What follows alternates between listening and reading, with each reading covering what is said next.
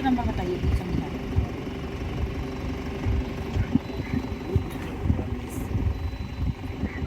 उनके मुद्दे बहुत साफ हैं। हम लोगों के लिए नौकरियां उपलब्ध कराना चाहते हैं, नौजवानों के रोज़गार की बात करना चाहते हैं, बच्चों की शिक्षा को लेकर के हमारी एक सोच है, महिलाओं की सुरक्षा को लेकर के हमारी सोच है।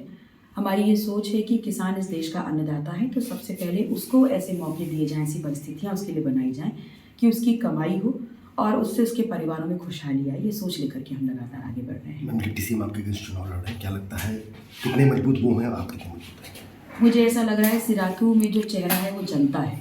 जनता चुनाव लड़ रही है अपने बच्चों के भविष्य को लेकर के, इस बात को लेकर के कि उनको अपने खेतों में लहलहाती फसल चाहिए, और इस बात को लेकर के वो लड़ाई लड़ रही है कि नौजवानों के लिए रोजगार चाहिए। मैम, अन्न मवेशी एक मुद्दा है, बहुत बड़ा मुद्दा है। चौथे चरण का चुनाव भी हो गया, पाँचवें चरण का चुनाव, अन्न मवेशी हर एक चरण में मुद्दा रहा है। इसके लिए क्या योजना है सपा की?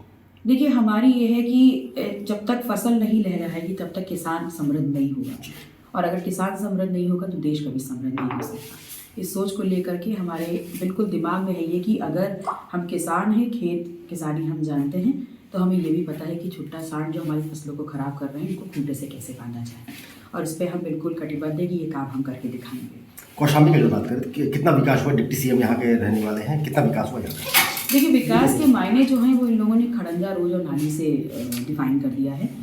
अगर खड़ंजे रोड और नालियाँ बनी भी हैं तो सबसे अहम ये रखता है कि कितनी बन सकती थी, क्योंकि ये डिप्टी सीएम का क्षेत्र था, और कितना बजट यहाँ अलॉट हुआ है।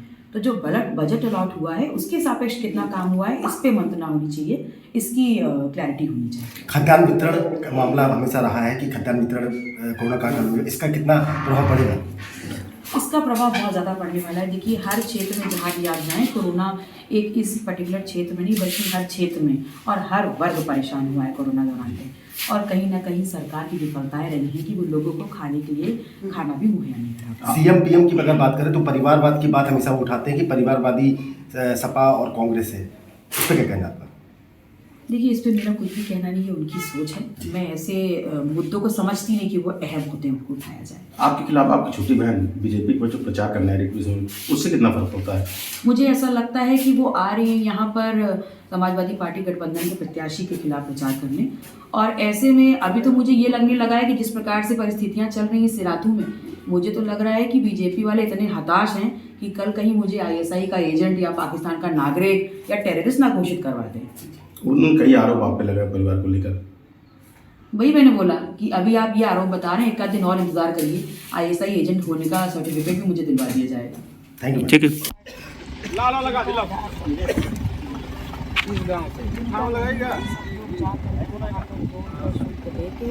आधार कार्ड लेकर के वोट डालिए।